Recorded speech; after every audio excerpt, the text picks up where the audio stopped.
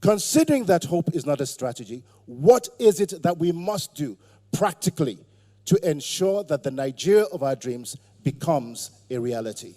I think first and foremost, we need to articulate what our actual position is. And in articulating our position, we must consider the part that everyone has to play in it and cover the interest of every part of the country in a way that we can all feel a sense of commitment and belonging to that strategy that we articulate will cover every one of us. Now, this isn't just articulating what will cover us as tribes. That's critical, but we can take ourselves beyond all of those kind of tribal issues and go on to commonalities that affect all of us. Every young child in Nigeria or young person in Nigeria right now wants an opportunity to get a good education and to get a job after. That's something that's common across the board. Every Nigerian parent wants to be able to afford to provide for their family. Fathers want to be able to pay for their children's education and feed their family. Mothers want to know that if my child is sick, I can get proper medical help for them as is needed. We all desire the same things. If we take out our differences, which can be our strength because of the diversity of our nation, then we realize that we want the same things, and our commitment to work together with all levels of our governance to achieve it becomes achievable.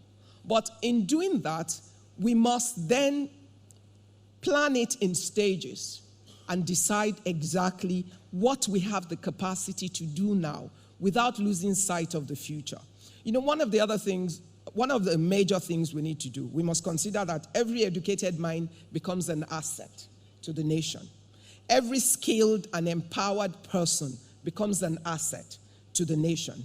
Every healthy and enabled adult becomes an asset to the nation. Every educated mind is an asset to our political system, because you cannot sell true political strategy to an educated mind that cannot even appreciate the purpose of what you're saying, and therefore can be disrupted, diverted, or confused by people with their own agenda. So we have more that binds us together to seek a unified and common position and empower ourselves in a way that we can achieve our goals. We have too many things to offer from every different part of our country, but we must also have a political system that serves the interest of the nation and not the interest of individuals. We definitely need an emergency in the education sector. And without a doubt, we can only achieve what we need, even with the emergency, when we articulate what our overall plan is for the nation. Where do we want to go? Like Dr. Doyin Salami said, what are the areas where we want to compete? Where is the world trending to that we need to develop our people? Once we define that, we must then redefine the education that we're delivering to our children and in the way we're delivering it to them. Now, we have some private universities that are already charting that course. So there's some level of that. And then most Nigerian parents, many Nigerian parents have the ambition of sending their children abroad in order to get competitive education. But that's a lot of Nigerian resources we're taking abroad to empower other countries. So we must redefine our universities and close the gap between what the universities are teaching or what our educational system is teaching from primary school all the way to what industry requires and what the industries of the future that we're targeting require, so that we are preparing manpower that will be absorbed immediately because there are gaps to be filled. In reality, we're producing, I went to University of Obafemi Awolowo University Friday and Saturday as part of First Bank's Mindset of Entrepreneurs program that we've been doing as a give back to universities. And at one point I asked about 5,000 students, how many of you are in university studying exactly what you want? 70% of the room said, I'm studying the course I was given. Now, what does that tell you? We send children to school to study anything. They're not even interested in what they're studying. That's a start. But there's an advantage there's an advantage to how Nigerians are. Nigerians are smart. Nigerian young people are dynamic. They can readily be retrained once you identify where you want to retrain them into. There was a project that we tried out under AGDC for Lagos State at a point. We called it conversion. So we identified the areas where there were gaps and manpower was required. And we took ordinary graduates in different sectors. Science graduates were retrained to become science teachers in secondary school, affecting senior secondary school students in order to improve the result of the state. They moved from 7% pass level to 40-something. We took biological science graduate students and retrained them to be medical support service providers, working across all the health centers and all of that in order to deliver health education to support the medical system. It worked and it was effective. All I'm saying is, even though we've already missed the boat, we have millions of young graduates already who are already out of university. They're wrongly trained in areas that we do not need.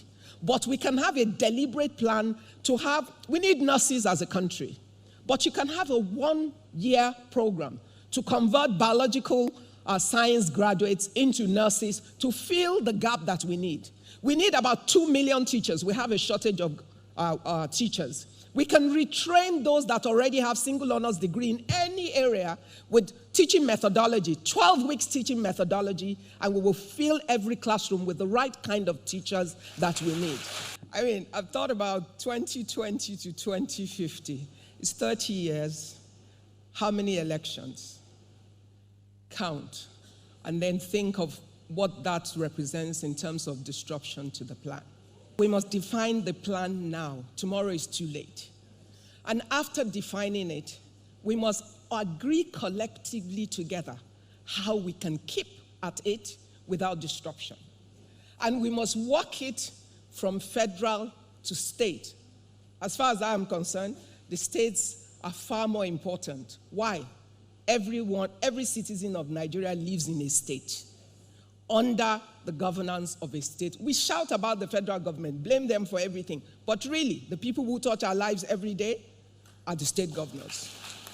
So if we have a plan that works, we drive it down from federal to state, and nationally we agree. 2 missing gaps. I'll finish now. The young people, you're deciding their future without them. So what do we need to do? We need to find a way that the young, brilliant minds from across Nigeria, 2 from every state, and some get it because of achievements and all of that, create a club of 100, not political selections, who are able to contribute to the process of the ideas that we implement. For it's their life, and most of them are smart enough to contribute to it. Women, 50% of Nigerians' population are women. When you fly a plane with 1 engine that should be flying with 2, you're already disadvantaged. So it doesn't matter how hard our men work. We will kill them and overwork them trying to make sure they provide for 100% of the population. So our latent asset are young people and our women. When we develop that strategy, we must cover that inclusiveness so that every one of us is put to work for this nation to achieve the goals that we set for 2050.